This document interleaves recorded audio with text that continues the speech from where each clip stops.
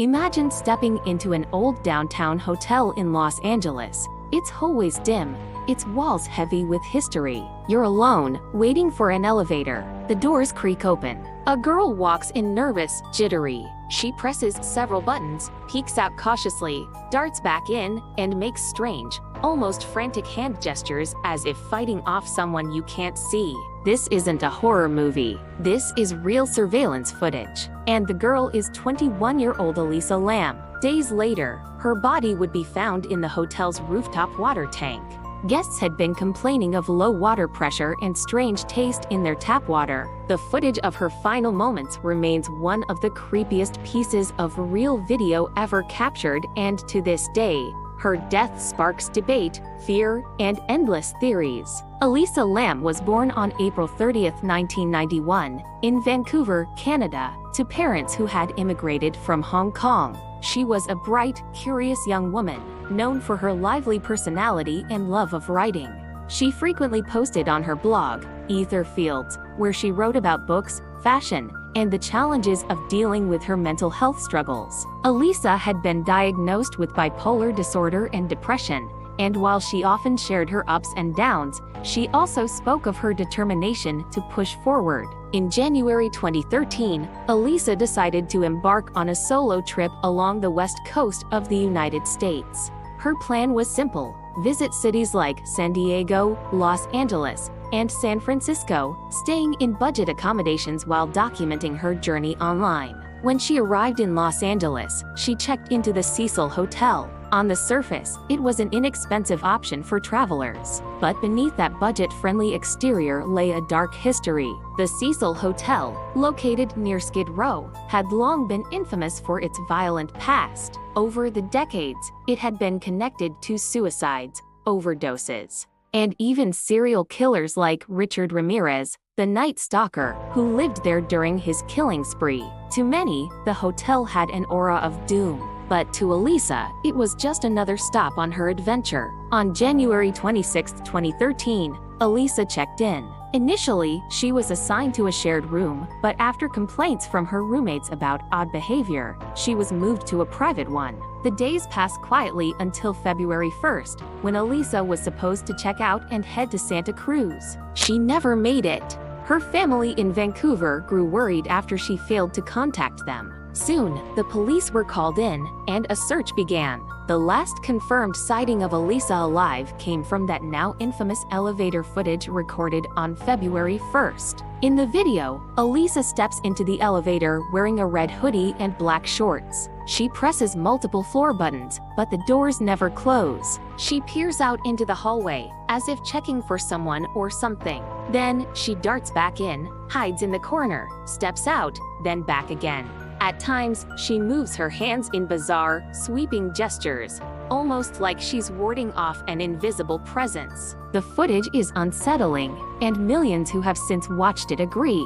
There's something profoundly eerie about it. After that video, Elisa vanished. For weeks, police searched the hotel. Cadaver dogs were brought in but found nothing. Flyers with Elisa's photo were plastered around Los Angeles. Guests of the hotel grew uneasy, and then complaints began pouring in. The water in the Cecil Hotel was discolored. It tasted strange. The pressure was low. On February 19, 2013, a maintenance worker went up to the rooftop to check the water tanks. He lifted a hatch and discovered Elisa Lam's lifeless body floating inside.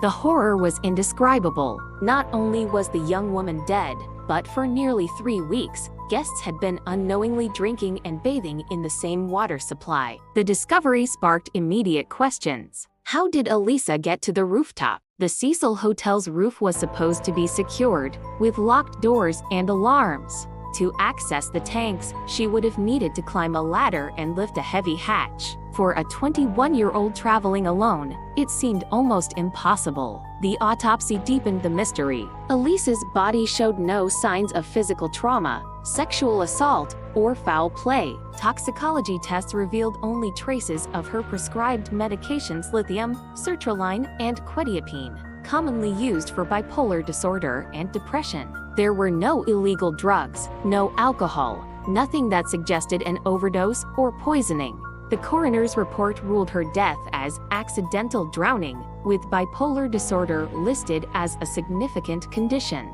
But the public wasn't satisfied. Why was she acting so bizarrely in the elevator? Why didn't the doors close? How did she make it past the roof's security measures? And why climb into a water tank? Theories flooded in. Some believed she was being chased, that someone had followed her, and she was desperately trying to escape. Others suggested she was under the influence of hallucinogens, despite the toxicology report saying otherwise. Paranormal enthusiasts went further, pointing to the Cecil's dark history and claiming Elisa had been possessed. Then there were those who believed her mental illness played a role. Perhaps Elisa was experiencing a psychotic episode, disoriented and paranoid, leading her to flee to the roof and accidentally drown. Yet even this explanation leaves haunting gaps. Hotel staff claimed only workers had access to the roof. Guests could only reach it through locked, alarmed doors. No alarm went off the night Elisa disappeared. Did someone help her get there? Or had a staff member been involved? The elevator video itself raised suspicions. Some viewers argued the footage had been tampered with, sped up, slowed down, or edited to remove key frames. Theories emerged that someone else had been in the hallway, just out of frame. Detectives investigated all possibilities, even interviewing people staying at the Cecil at the time. One guest, a death metal musician named Morbid, became the target of online harassment after people discovered his music videos contained dark imagery, but police cleared him of any connection. Ultimately, there was no evidence of foul play, but for many, the answers never matched the disturbing questions raised. Elisa Lam was laid to rest in her hometown of Vancouver. Her family, devastated, pursued legal action against the hotel,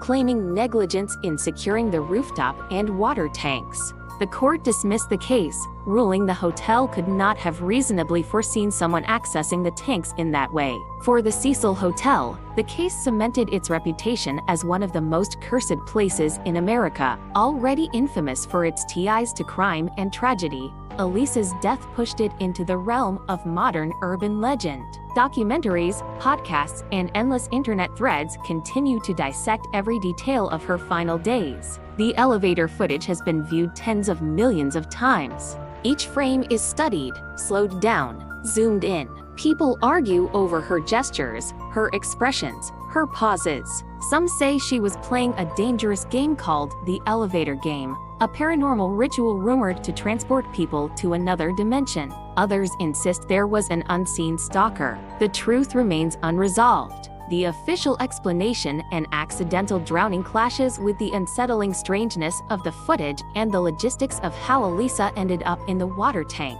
Her case became not only a tragedy but also a mirror, reflecting the internet's obsession with mystery, fear, and conspiracy. Elisa Lam's story still haunts because it doesn't end with clarity, it ends with questions. The death of Elisa Lam reminds us of something deeply unsettling.